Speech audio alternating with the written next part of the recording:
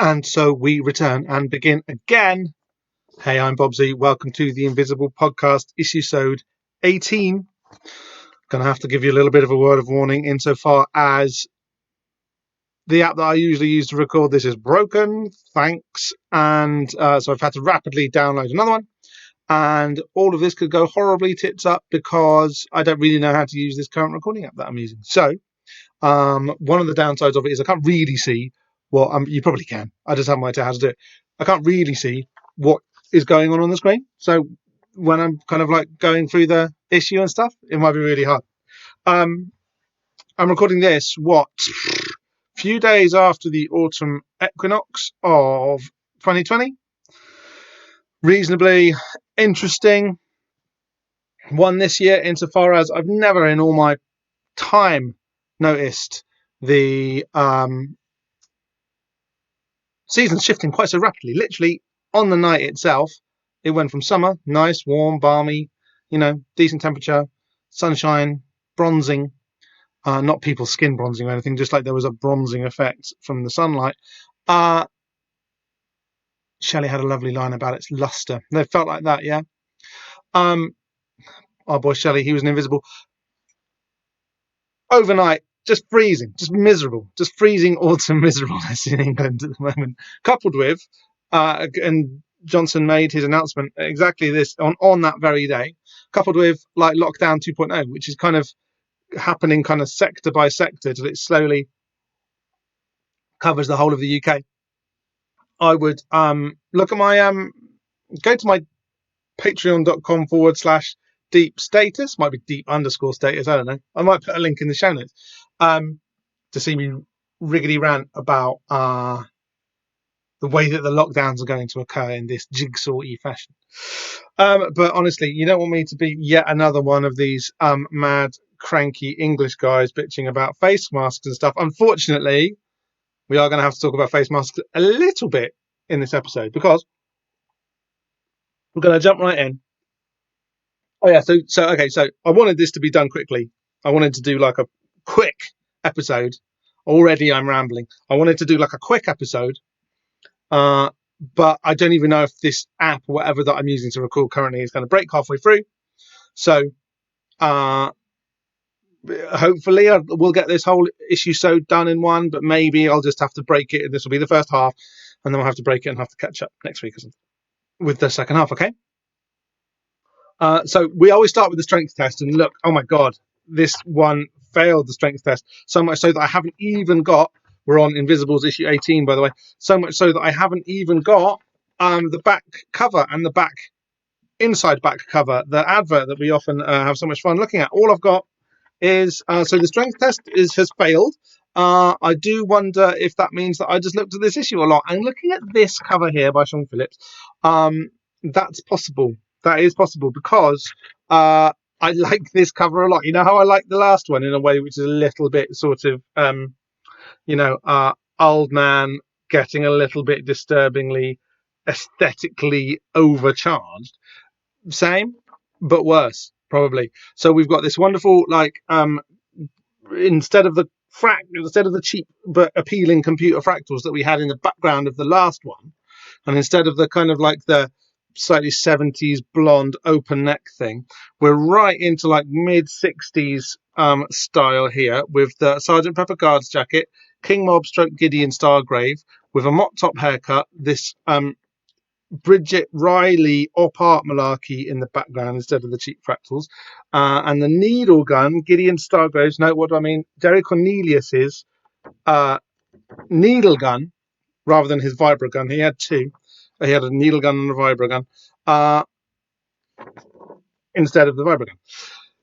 Now, the reason we're going to have to talk about masks a little bit is because we're always looking for these resonances with these issues as we're reading them 25 odd 30 years after the fact.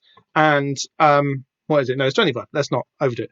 25 years after the fact, and trying to find resonances, relevances, and overlaps with our present moment here in 2020. Not just 2020, but weird 2020, right? Lockdown, crazy time, ultra viral 2020. He looks like Ian Brown. right? He's obviously just meant to be like a Beatle-y looking guy, like a Oasis guy who was of the type who were so prevalent, so frequent, so common in like loads of people in 1996. This is from March 1996. Let's say it arrived on the street around February 1996. Lots of people with this haircut looking around, myself included, back in the days, hair wasn't that great. This one, this one looks like Ian Brown from the Stone Roses, who had, we covered their Second Coming album in issue sewed Passim. I don't know what Passim means. It's just something that people say at times like this, isn't it? And Sean Phillips here has very much made this kind of generic Oasis Beatle-looking guy look quite deliberately like a slightly more handsome Ian Brown. And Ian Brown isn't the kind of guy who gets in the news very much anymore, but was in the news this month because he was complaining about having to wear face masks, which we're all having to do at the moment to reduce viral spread or whatever. Now, I'm not, I can stack my confirmation bias against yours and find both of them horribly wanting, dear viewer. I don't really know whether covering my face with my bandana and looking cool like a bandit as I walk down the street, or not as you walk down the street, but as you prepare to go into shops and whatnot, really stops the virus. I don't know that. I don't know. I don't really believe that you know either, although you might be more certain of it than me, in which case I refer you to Yates. But Ian Brown definitely doesn't want to wear it. And that kind of allies him with just like this weird sort of Brexit dad tendency, who are very gobby and influential in kind of like public discourse in the UK currently, and instinctively I don't really go there. It's not really my team, right? But it's interesting that him and Noel Gallagher, who has the same haircut as this guy on the cover of our issue, still has the same haircut, have both kind of come out with this kind of like Brexit reacto rock Tory dad thing. Not Tory with a capital T, just like it's really difficult to kind of, hopefully if you're British you'll know what I'm talking about. If you're not and you're watching this, nobody watches this, so it doesn't matter. But if you're not, then being able to describe how traditional countercultural icons like old rockers and old DJs just buy into Toryism with a small t, I think like it's just difficult to understand how and why. However, it happens.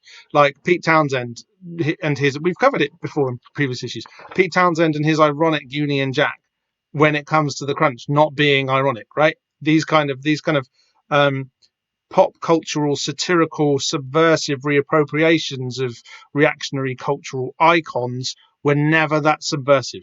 They were just representing with a wink. And then when the push comes to the shove, turns out they were just Tories all along, basically. Now, I'm aware that this is I don't want to kind of start a culture war with anybody. I just want to win one. To me, wearing a mask seems like, because none of us know whether it really stops the virus, really. It's a signal to say to your local community, I care enough about your well-being to put myself through a very minor inconvenience. And I will go further than inconvenience. I will go and say, I look amazing in my bandana, like I am living through some wild viral cyberpunk dystopia, which we all are. And that's okay. It's not okay, but the mask bit isn't the bad bit of it. And I think there's this kind of like, there's this kind of like earthy reacto dad vibe to the people who are really anti-masky at the moment, and it just overlaps with David Icke and QAnon and these like anti-Semitic threshold, these outright racist threshold conspiracy community agglomerations, which are really unpleasant. Left-wing conspiracies are right, not right, but they're the ones you want. when you suddenly find yourself rubbing up against these really weird, I'm just going to keep saying dads. Dads isn't a term of racist abuse. As a dad, I'm allowed to say it. But there are these really fucked Beatles, Oasis, Stone Roses dads in the wind at the moment. And, surprise, surprise, on the cover of our issue of the Invisibles. We shouldn't be surprised by now. In fact, we're not. That whatever happens in the given month's Invisibles recap issue reflects very clearly what's happening out here, out there, out wherever in the real world, in the real times of 2020. Okay? So we should know that by now. And I'd like to say, like, this guard jacket thing, it got me thinking about how much of that 60s countercultural moment, and because this is what this is, right? Having Sergeant Pepper's jacket and Ian Brown face, it deliberately elides and smooshes together the 90s and the 60s in a way which we've been talking about for several episodes. But this is kind of perhaps the clearest, like, the semiotics are fairly subtle in that isn't a Beatles haircut, that's a 90s Beatles haircut, right? Not a 60s one. This isn't quite what John Lennon looked like. This is what Liam Gallagher looked like, right?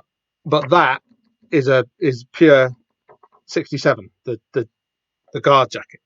And it got me thinking, well, I was kind of took it for granted that my mum told me, that it was subversive. There was a lysergic subversiveness to the Sergeant Pepper reappropriation of these like old imperial modes of dress, like fashion forms, basically. It looks cool, like nice, neat red jacket. I'm wearing red today.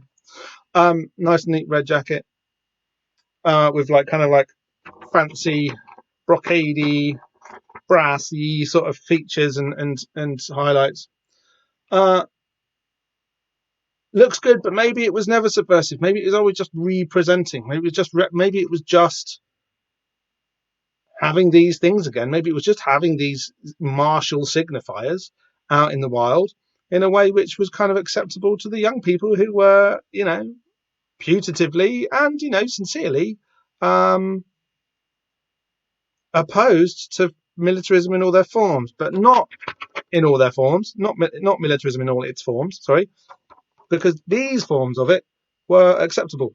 And indeed, they were these kind of reactionary postures and aesthetics were re-acceptabilized by us in the 90s under the guise of irony and subversion and interrogation and satire.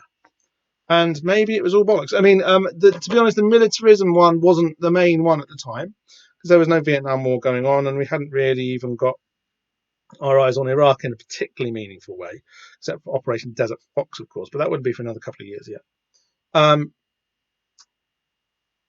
And so mainly rather than the militarism thing, it kind of it took its form in, ironic homophobia, ironic misogyny, these kind of things. But it wasn't ironic, it was just, or it was no more or less ironic than this.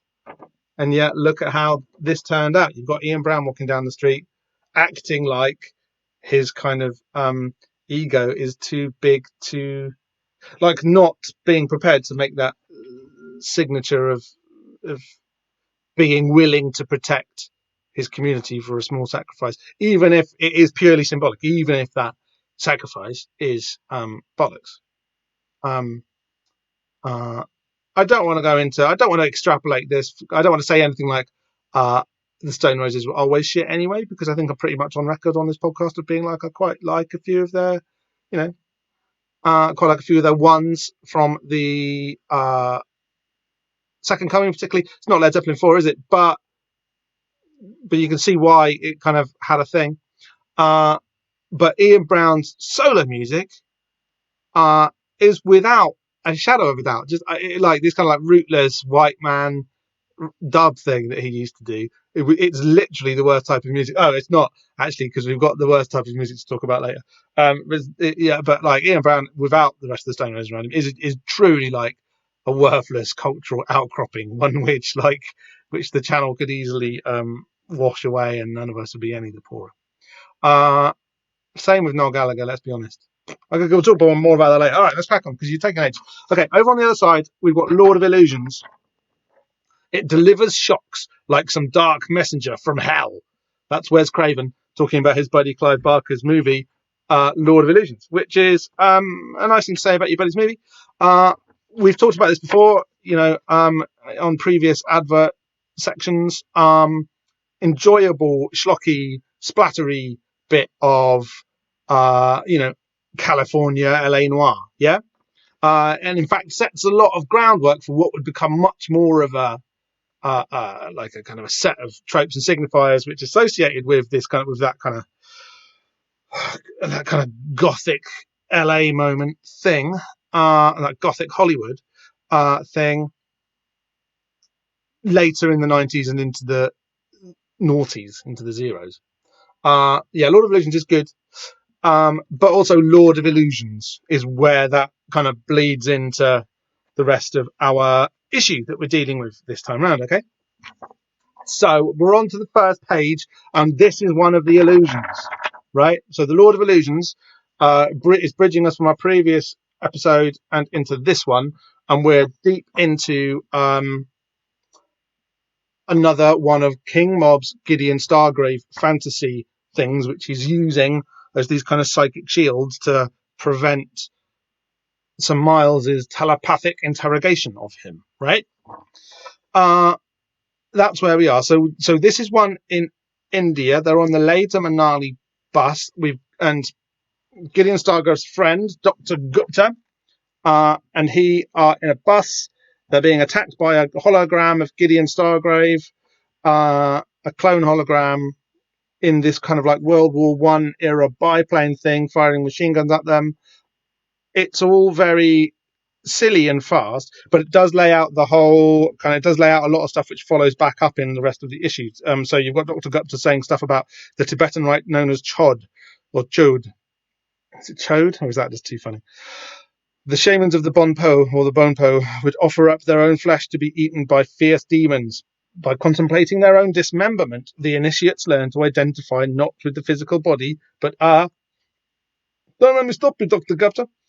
All over the world, the same ritual experience. The holy man is taken up by the spirits or the demons who strip him of his flesh and remake his body, always introducing into it some alien element like the magic bone or stone. That'll come up later. And always teaching the initiate a secret speech, the tantric tongue of the Daikini or twilight language. These. I mean, I don't think there's too much point in kind of digging into these things because it's all just being said here. It's all very Googleable, all the kind of details if you want to. And it's just writing. It's not just writing, but like on page one of the comic, you set out the things that you're going to be talking about for the rest of the comic, right? That's just kind of why this is happening here. But as with everything, there's this wonderful kind of holographic quality insofar as this is kind of what all of the stuff about the Invisibles is about. This is Dane's initiation in the subway with the aliens. The subway? My goodness. In the tube with the aliens from a few issues ago. This is just that being spoken of again. Dane's, as I think Morrison said in the letters page to the last issue, Dane's kind of painful trauma experience at the hands of the aliens is the same as King Mob's experience at the hands of painful, traumatic, invasive, etc. at the hands of Sir Miles in this issue. Okay, so what we've got in the part, so that's kind of setting up what we've got in this issue. The other thing that gets set up in this issue, like he's got a little kind of like Barbalith bindi on his head, is that it refers quite explicitly to Peter Sellers and as being Dr. Gupta. Peter Sellers had a lot of things which look, he used to play this kind of character who would say, goodness gracious me. I should have looked at what that character was, but I didn't want to because it was all a bit, he used to do this like hilarious like Asian accent and be kind of browned up when he did it. And it looks very off key now. But was just the kind of thing that happened back then. He imagines himself as Peter Sellers in Gupta drag, as this comic puts it. But a couple of things that are happening in this issue are that we're like Gideon Stargrave stroke King Mob is like encountering various like representatives of like old British colonial territories. Basically, he's kind of in this way, which is maybe satirical, maybe subversive, or maybe not, maybe just representative of like a 90s form of British imperialism, like how the British relate to the legacy of this imperial experience that we kind of like rather brutally and bloodily forced upon the world, right? And which is kind of and which fucks us up in the head. All of Britain's current problems can either be traced at the causal level or, obviously at the symptomatic level, to a kind of a conflict and a failure to reckon with the things that we did during our imperial phase. That hasn't gone away, hasn't stopped. And of course, on another level, you can see that like the ways of thinking in terms of like white supremacy and certain kind of privilegings of white science and white cultural understandings and white metaphysical understandings, the way that they were enforced at the barrel of a gun and using financial terrorism over vast swathes of the rest of the world, that's still very much among us too. And in fact, one of the things that we're doing in the COVID moment is again privileging a certain form of like Western understanding of how these biopolitical issues should be managed, and kind of seeking to spread that over the entire world, really, and use it to rescue capitalism, which why would you want to do that? So anyway, two things. So we're seeing various like colonial subjects, and Dr. Gupta is the first one. And we're also seeing, and this is quite an interesting thing when you sort of think about the way that like the story of a generation takes a generation to tell. Yeah. By which I mean Gideon Stargrave and King Mob are relating to this kind of this World War One thing here really caught my attention. They're relating to the bric-a-brac of an earlier age. So there's generational and patriarchal and paternalistic imprints being passed down the line here, which is a very kind of dumb way of saying that Sir Miles is a bit like King Mob's dad, not in a literal way, but in a way that the cultural iconography, such as a World War One biplane, which is relevant to the experience of Sir Miles's dad, has been passed down in this kind of like cultural relic form, so that it's making up the random bits of visual shit that King Mob, who's a generation younger than Sir Miles, uses to build his sense of self with. Yeah, like the we're all trapped in the nightmare of history that the guy before us built, and the things which are relevant to Sir Miles's experience as a young man in the world are still being kind of thrown up into the psychic face of King Mob. Did I explain that well? Do you know what I mean? So isn't it really weird how how old Joe Biden and Donald Trump and like Nancy Pelosi and Bernie, and isn't it really weird how old they are, and how the baby boomer generation is taking literally its entire lifespan to tell its story. Like maybe like that story is just because of the passage of time approaching its end soon. Currently, we're living through the end of it, and it's creating chaos. Not just chaos, but pain, suffering. And King Mob has always been, even though he isn't of that generation, although he is a bit, he's kind of like early generation X King Mob, isn't he? He is like King Mob's, and we're like so we're all still stuck in that baby boomer generation story, right? Because it's taking them literally their entire lifespan to tell it, to tell the story of themselves. I don't know. I think that might be unique to them, insofar as I don't know if any other generation will have the power to kind of like enforce its story upon everybody else in the way that they have had. You know? Yeah. Yeah, it's a weird one. It's a weird one. but that's happening here too. You can really see that King Mob and the way that he apprehends the world is trapped in a set of signifiers that he received from people of an earlier generation. And that's what that biplane means. Sorry, that was a silly way of doing it. Okay, so this is quite a good action-packed scene. Phil Jimenez's art is on point. There's a bit of funny sort of, literal sort of like sacrificing or slaughtering of a sacred cow, which really sort of sets the tone of, or continues the tone of like King Mob's like hyper flippant, hyper ironic, hyper gallowsy, as it's been said in previous issues, sense of humor and kind of dealing with the world, which is a very Gen X thing, to sort of just be cynical and sarcastic, and to use that as the lens to sort of cope with these obvious horrors.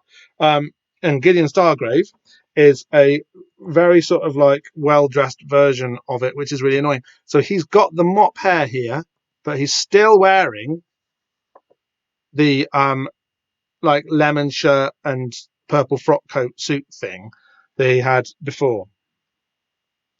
So there's this understanding that like the clothing that King Mob wears, that in his Gideon Stargrave form, is a bit shabby, is a bit passed down, is a bit secondhand, is a bit not as cool as it thinks it is. Yeah.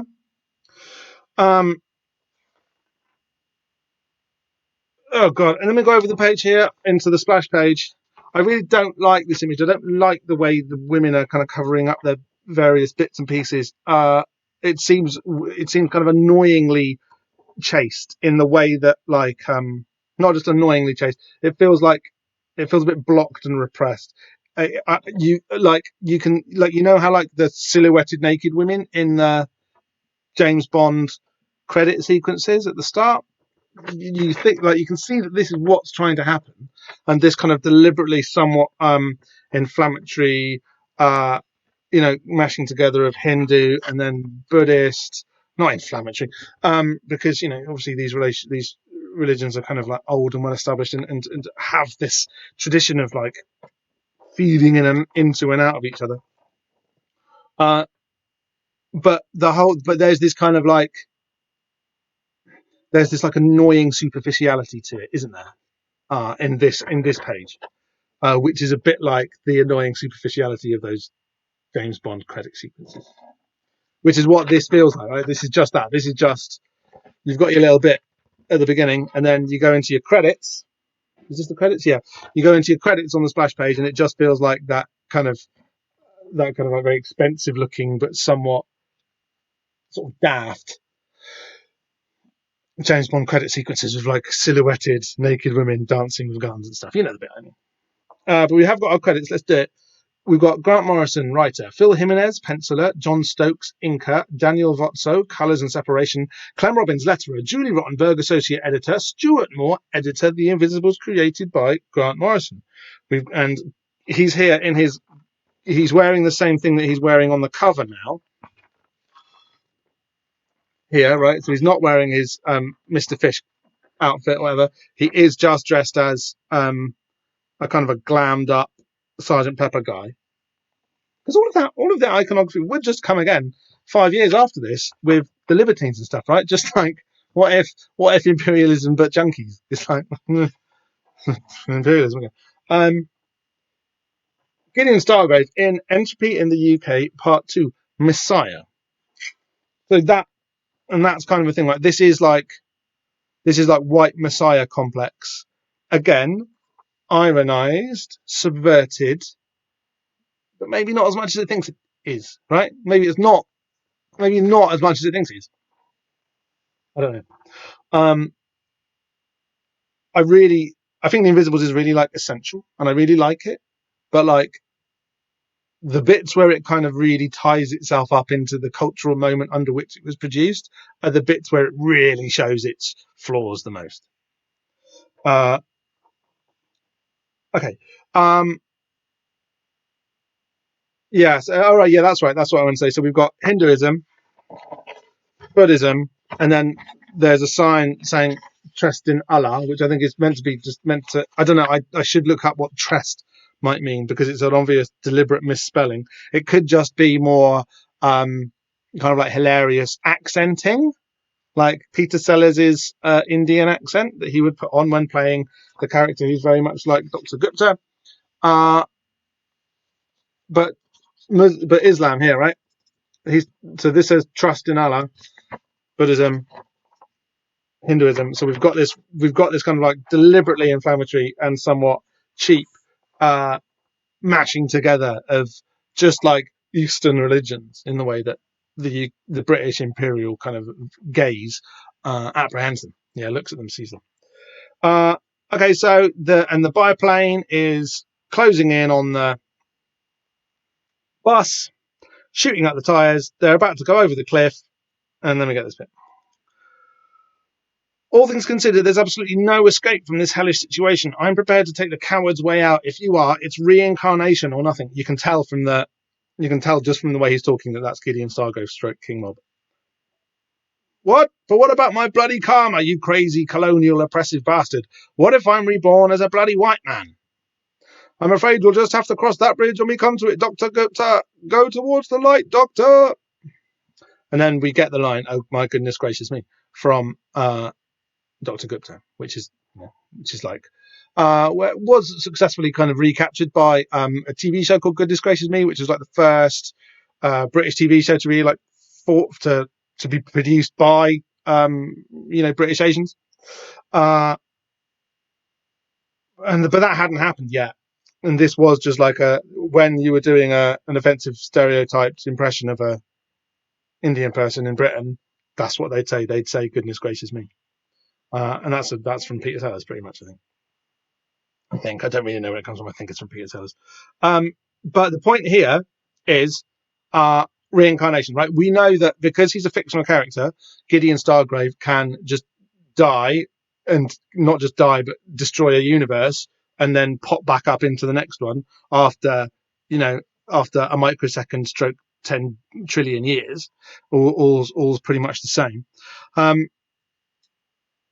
But what about my bloody karma, you crazy colonial oppressive bastard? What if I'm reborn as a bloody white man? So there's a really interesting thing there about like the darker you get, skin like melanin wise, the closer to perfection spiritually you are, which is nice, which I like, but doesn't do this Irish skin much good on my part.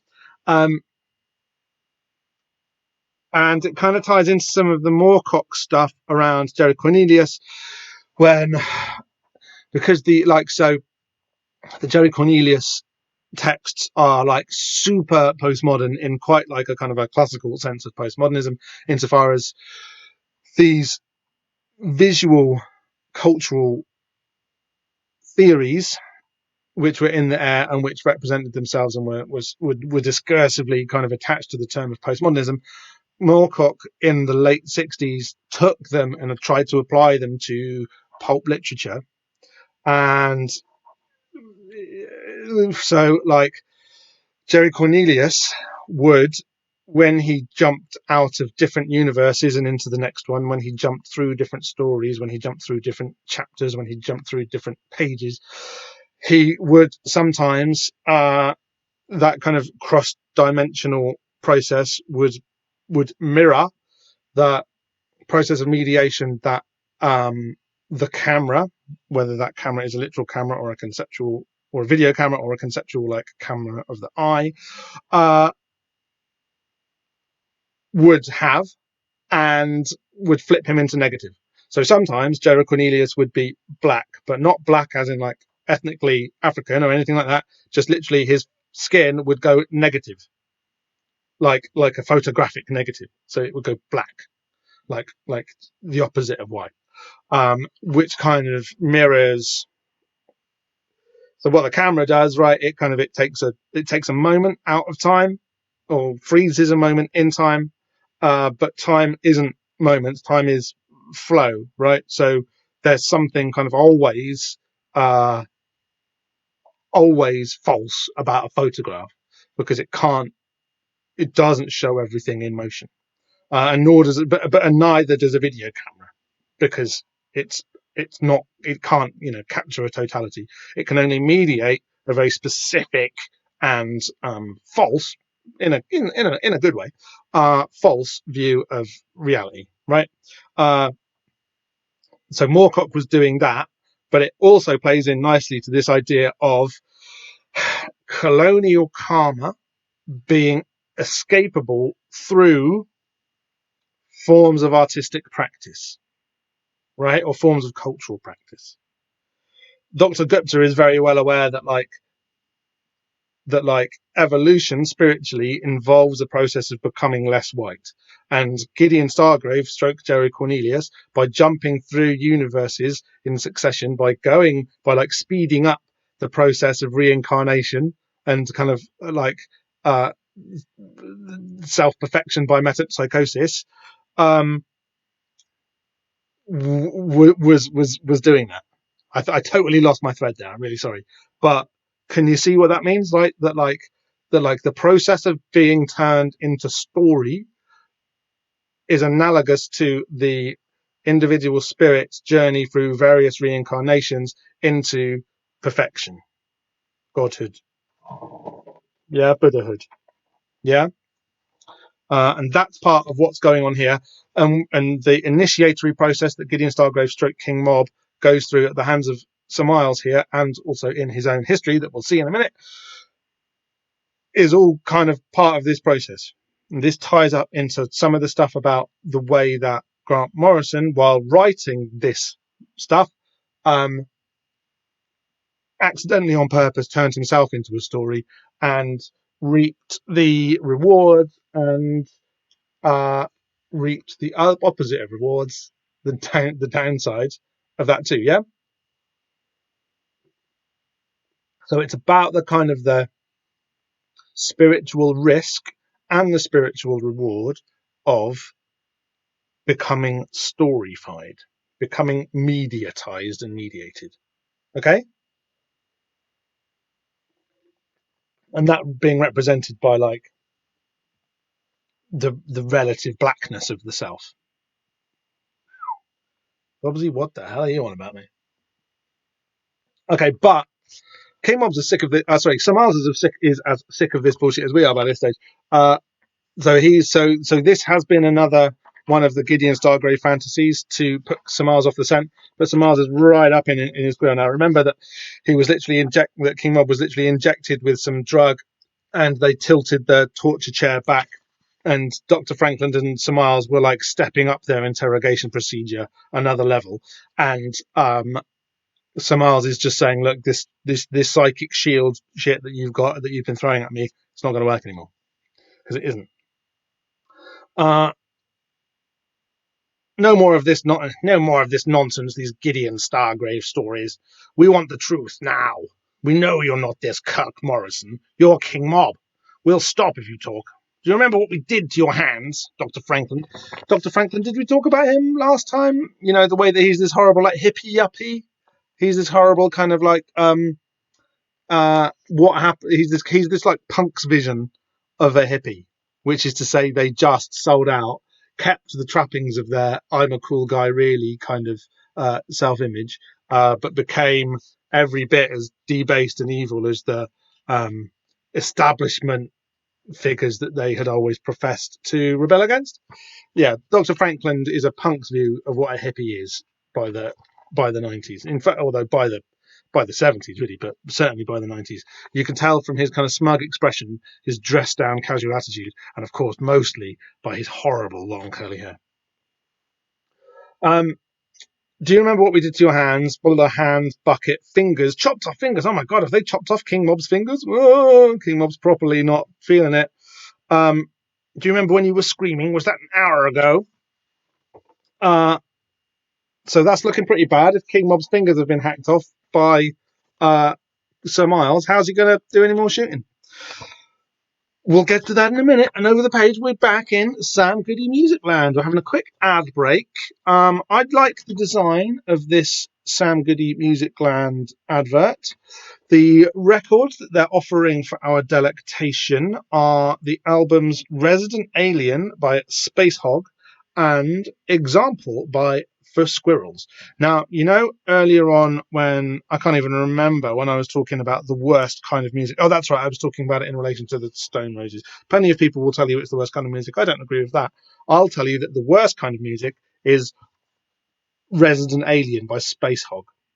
Admittedly, I had a couple of pints and I wasn't being terribly forgiving when I got round to listening to SpaceHog for the purposes of this here podcast the other day, but it is fucking shit. I really hated it. I got about 3 songs into the album of Resident Alien. Just awful. Sort of like I don't even know how to describe it. It's just like indie rock, but like any of the good things you might like about the term indie rock, take that out, and the husk of what's left is SpaceHog, Resident Alien. I think SpaceHog is quite a good name for a band, but this album was shit. I really hated it. It was so the other one we've got here, Example by For Squirrels. Not much better, but a bit better. You could see that they were trying really hard to sort of bring the Pixies and the Psychedelic Furs together into this band For Squirrels. But again, it didn't work. Props for them for trying something. Like, you could see the contours of what they were trying, and it was a cool thing to be trying, rather than the SpaceHog album, which is just like, oh man, we're just going to play some guitars and make a racket. It's going to be great. It was fucking terrible. I hated it. And For Squirrels were a bit like that, but at least there was like an obvious kind of conceptual project behind it. But they didn't, they weren't as good as the Pixies or the Psychedelic Furs, or certainly either of them together. So I got about 3 tracks in to the SpaceHog record before I turned it off. I got about 2 tracks into the For Squirrels record before I turned it off. But that was only because I've been pissed off more by the SpaceHog album already. My patience had been worn very thin by the time I got to For Squirrels. I would also like to say that For Squirrels is a fucking bad name. Sorry, I'm swearing a lot, but I really did hate this. For Squirrels is a really bad name for a band. I know that in America they say squirrels wrong. They say squirrel. So the word squirrel rhymes with girl in America. And so For Squirrels is the name of the band. I really hated it. I would avoid the records, Example by For Squirrels and Resident Alien by SpaceHog, at all costs. I really hated it. Over the page, we've got another advert. We're still in the ad break. The year's biggest hit this month on pay-per-view. Oh, yes, it's Batman Forever. The first, Joel Schumacher Batman advert. I haven't watched it for a very long time. I've no idea if it's really bad or not. I'm sure there's plenty of silly fun to be had from it. I like Val Kilmer. I like Tommy Lee Jones. I quite like Jim Carrey, but I don't like it when he's doing that. Nicole Kidman, Chris O'Donnell. I don't like him. Nobody likes him. Nicole Kidman, she's cool, obviously. Batman Forever. I did have a point about this. Batman basically crosses over with King Mob quite a lot. King Mob is a bit like Batman in the way that he is kind of like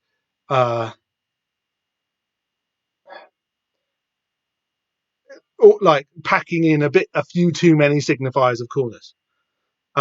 In my view, that just means more coolness. But you can see how also that isn't the same as just being cool. I was going to say something about Batman Forever.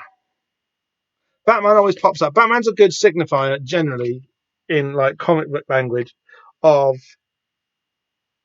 like dark, slightly twisted, sort of noir-ish, not noirish, like dream logic, right? That's what Batman's a bit like. Night Side perspectives on the universe. That's what Batman's about. It's about like, if you want to think of a good way of understanding Batman, you got to think it's like German expressionism of the 1930s. Batman comics aren't as good as that, but that's what the Batman thing signifies at its best. Yeah, that's what this is about. Okay, and then we're back in the room, literally, and we see that these fingers, which were King Mob's fingers a minute ago, that was throwing all over the floor, they're just bits of paper with the word finger on them. WTF. And then they do the same trick on him, saying, I'd like you to see what we've had to do to your face. And King Mob is like, you've got these big red letterings from King Mob. King Mob is really fucked up by this point. Like, he's not digging the torture now. Programmable necrotizing fasciitis bacteria. Necrotizing fasciitis was like a thing at the time. Some poor, a few people. It was like a tabloid thing in the UK. There were a few cases of it. I'm not sure where it kind of come from, but it was like a thing. Horrible. It's a horrible disease to have got, because it will just like eat your tissue away, and if you don't die, you can be left with really terrible disfigurement.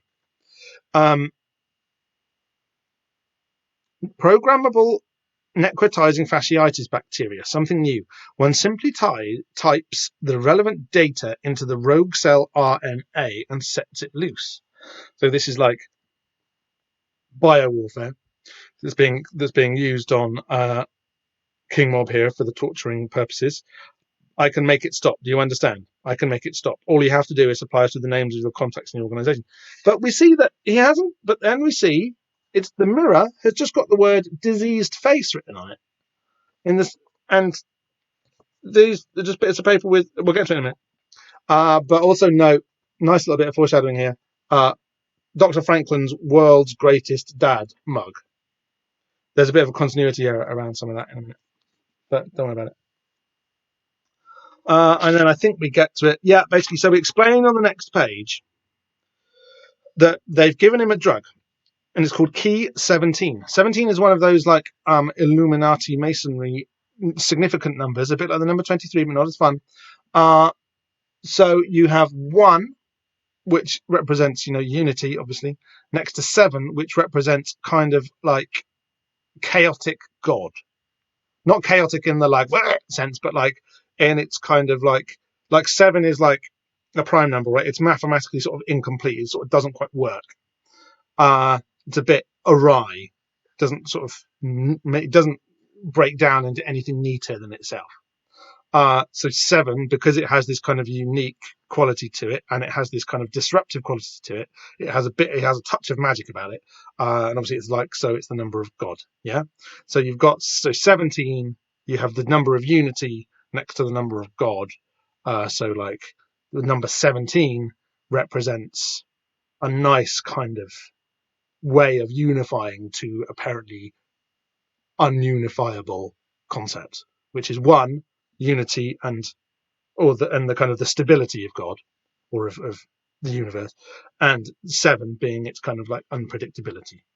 Yeah, the word 17, the number 17, is important for loads of reasons. It's one of those numbers with all that kind of mythology malarkey around it. That's that's a handy way of knowing why the number 17 is important. Also, Q, right? Q, as in QAnon, is the 17th number of the alphabet. So that's why the kind of like the 2020 conspiracy culture is picking up on the number 17 a lot. It's a Masonic number. It's a Illuminati number. The 1 and the 7 have all sorts of like mythologies you can read into them. Q is the 17th letter of the alphabet, but 1 and 7 is why you want to worry about it. I thought you said this key 17 stuff was foolproof. And then this is Dr. Franklin. He says, the drug scrambles perceptual information reaching the secondary visual cortex. It makes him unable to tell the difference between the word describing an object and the object itself. Now, so they're using this as like an experimental drug. The joke is that's just normal reality, right? So there's this sort of like lumpen Chomskyism, right? Which kind of says, if you haven't if you don't understand a word for a thing, you can't see a thing. And this is like Robert Anton Wilson, who, as we've many times discussed, is where Grant Morrison gets a lot of his ideas from. Kind of wrote about that a lot and took it quite literally. Kind of like the most like baleful interpretation or example used here is that like when Cortez arrived in South America, the indigenous populations ran screaming in terror from no, that's not ran screaming in terror, couldn't see the boat because they'd never seen a boat that big. And then sometimes that urban legend or historical myth translates into they couldn't see or just like shut themselves in ontological terror at the sight of um, soldiers on horseback because they thought they were like centaurs, like man horses, because they'd never seen anybody riding on the back of an animal before, which in a continent which is pretty full of cows and llamas, buffalo, whatever. I just don't think that's true. I just think that the indigenous Americans had seen people on the backs of animals before, and I also don't think that obviously like visual input goes in and gets processed whether you've got a word to stick on it or not. It's just stupid. But the joke here is that like we do all do this. And it's not like words, although words are obviously the kind of the most simple abstraction of that and the most kind of simple sort of form of that. But like we do see the world in terms of the cultural frames that we have for them, right? Which is why the QAnon thing is quite interesting because if somebody's getting most of their data input from various online sources, let's just go with Facebook because it's the easy one, or whether that's a private group or a public group, or whether it's fucking Parler or Telegram or just a private WhatsApp group.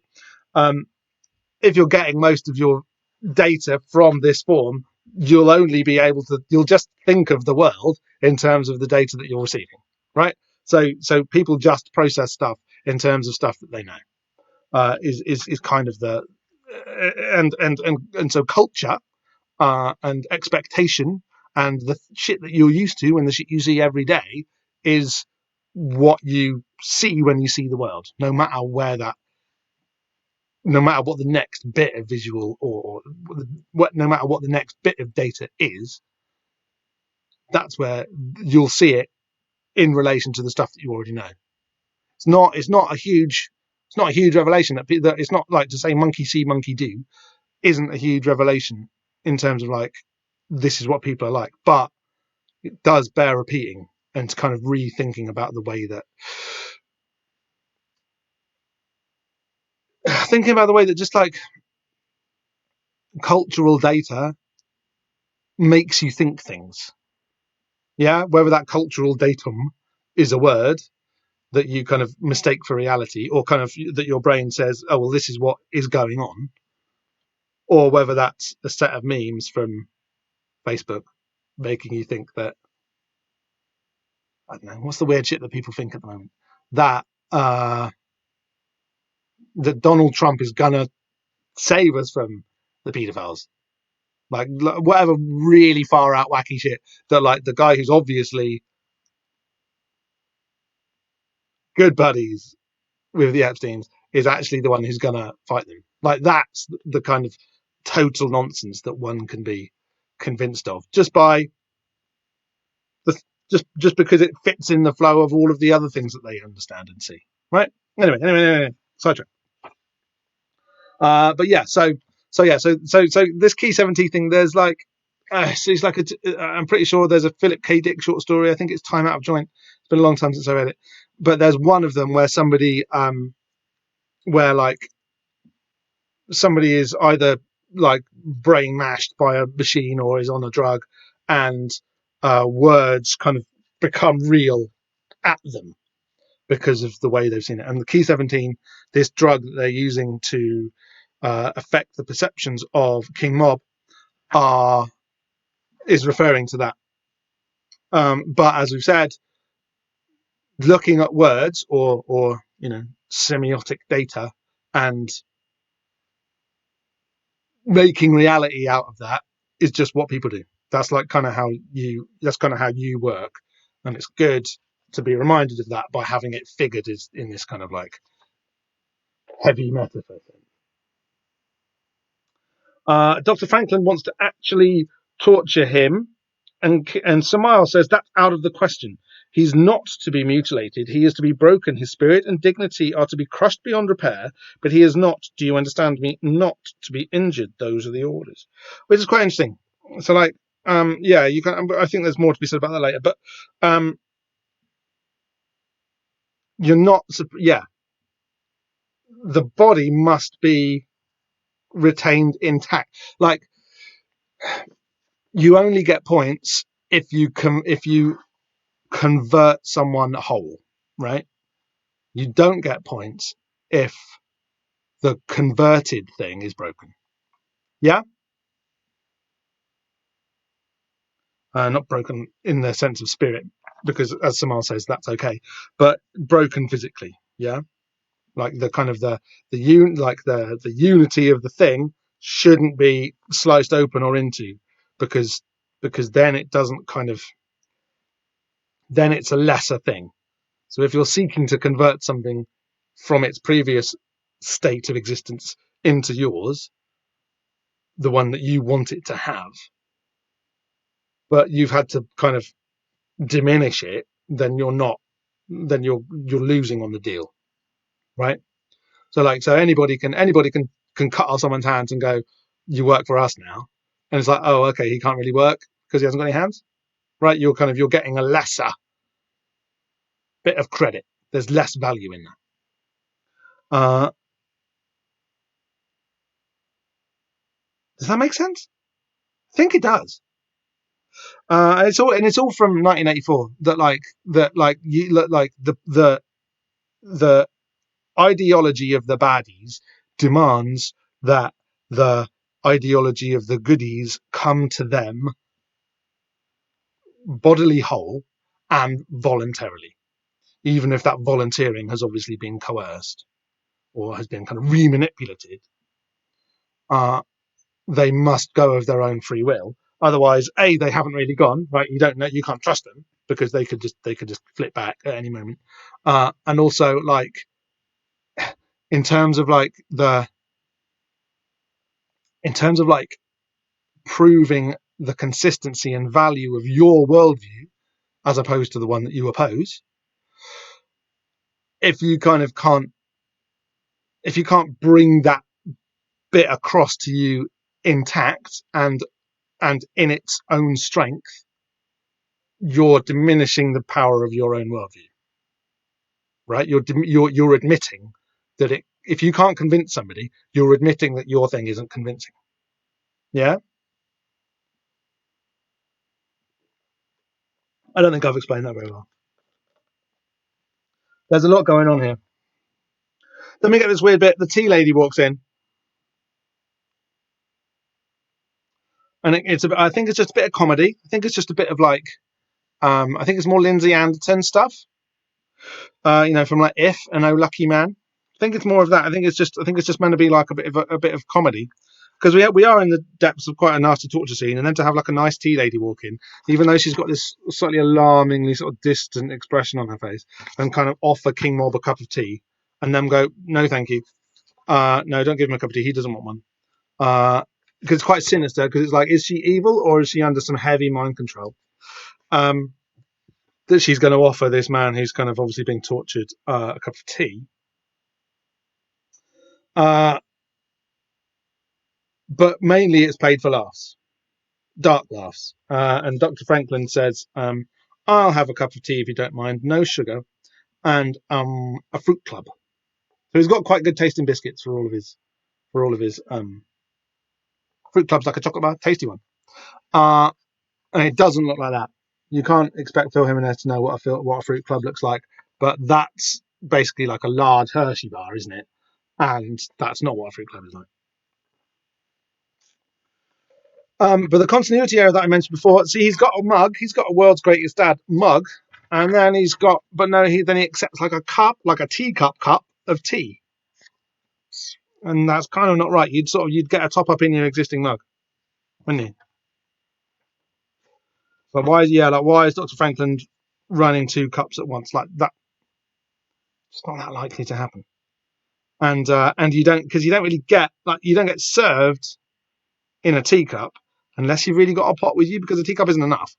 Everyone knows, like, a teacup is a small amount, and a mug is about 2 teacups worth, right? 2 and a bit. So if you wanna, you don't give someone a cup of tea really unless you've given them a pot of tea to go with it. So when you're like a lady with a tea caddy, really, you'd have an urn so that you could fill up a whole mug. I don't know if this is terribly relevant or important. Oh God, we're only on page 7. Maybe this wasn't a good idea.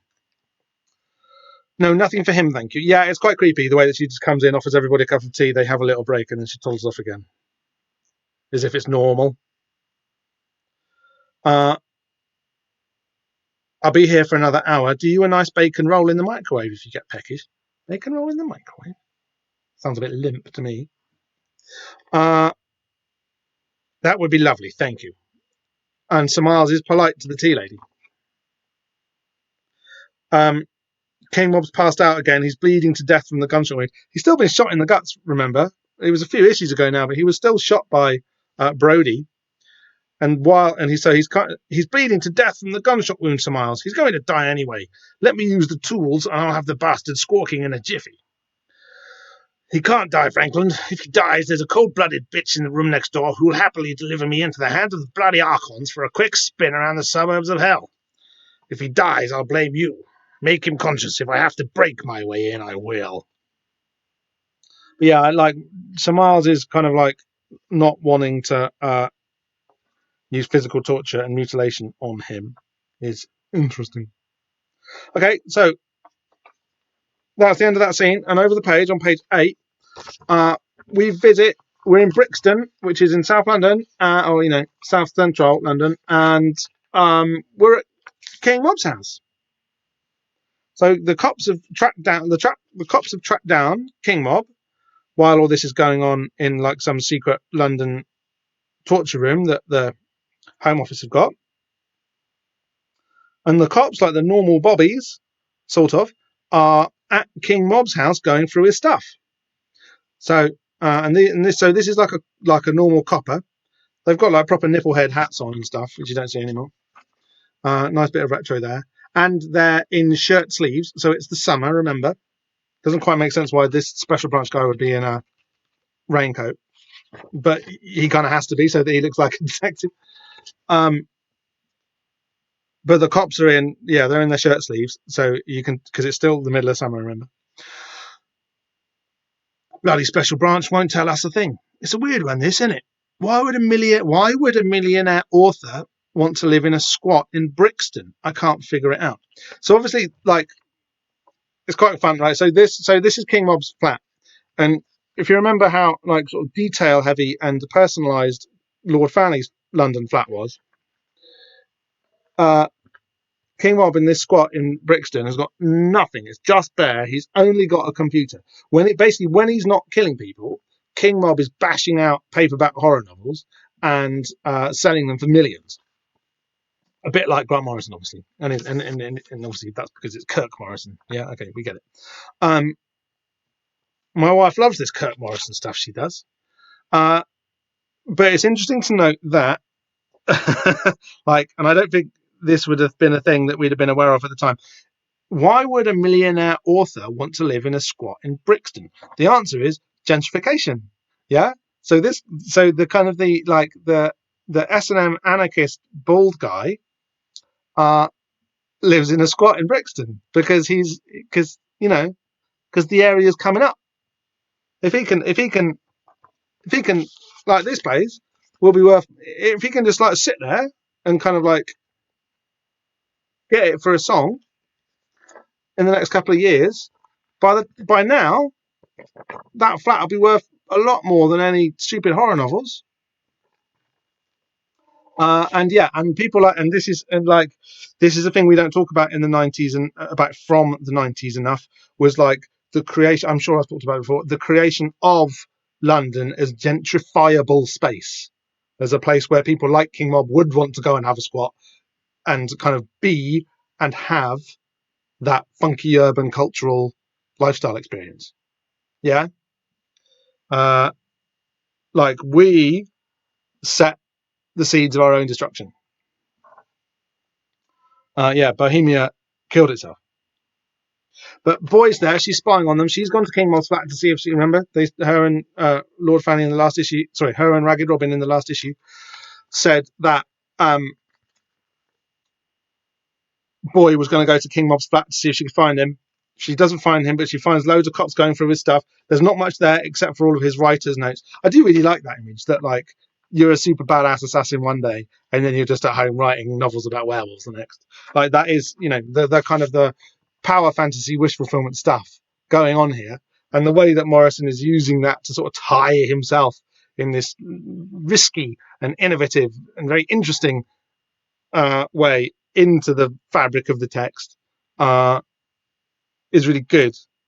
I'm trying not to talk about that kind of thing too much because it's not really in the comic, but and frankly, everybody else who talks about the Invisibles always talks about that thing, about the Morrison becoming King Mob thing.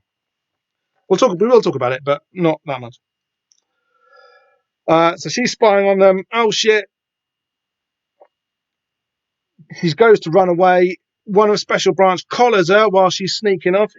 Going somewhere in a hurry, love. And then before we get to see what happens there, we're on to another page. Another ad break page, sorry. So this is like, these are adverts for a couple of like pre-Marvel Joe Simon and Jack Kirby books that have been bought up and repackaged by Marvel in the mid-90s. Fighting American and Boys Ranch. So Fighting American is really interesting because of the way that he kind of feeds into the production and the creation of the Marvel comics hero stable. He's like a pre-Marvel. He's like a pre-Marvel superhero, and also like just a wartime thing that Joe Simon and Jack Kirby created Captain America in 1940 or so, and Fighting American came hot on the heels because basically there was a lot of not a lot of money to be made, but there was a lot of interest in there's a lot of interest in patriotic superheroes at the time for obvious reasons. And Fighting American is like the kind of the less popular Captain America that Joe Simon and Jack Kirby made. He doesn't have a shield. Gotta have a gimmick. Fighting American kind of didn't.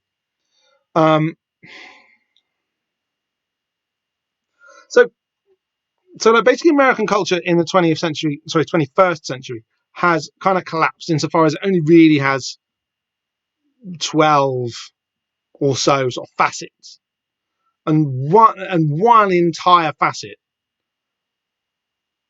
is built out of the work of Jack Kirby. It's impossible at this stage to overstate the importance of Jack Kirby in the creation of the American imaginary, for better and for worse. And a lot of the time lately, it's for worse, because of the way that his legacy has just been bought up by some of the worst organizations on earth. Let's be honest.